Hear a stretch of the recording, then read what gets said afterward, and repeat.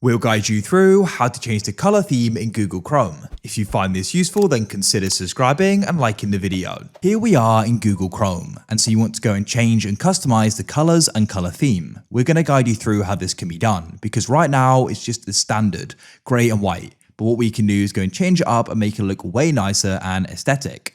So there are different combinations you can use as well, so make sure this full guide step by step and you're going to go and know how. And let's go and get right into this. So to go and get started, come to the top of Chrome and go over to the left. We're going to go and open up a new tab, so just go and press that new tab plus. Now what you need to do is go and head to the bottom right of Chrome. There you're going to see the option for Customize Chrome. It's got this little pen icon. You want to go and click on it. Now you can go and see the appearance at the top. You can go and press change theme here and see the different themes. And to go and change the color combination, you can switch between light, dark, and device. I'll use light. And you can then go and click on these different themes, as you can see. So there's loads to go and choose from, and you can either go and do a custom color as well.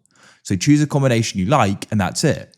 Then I can go and close it in the top right here, and it'll go and stay like that, and we can go and use Chrome.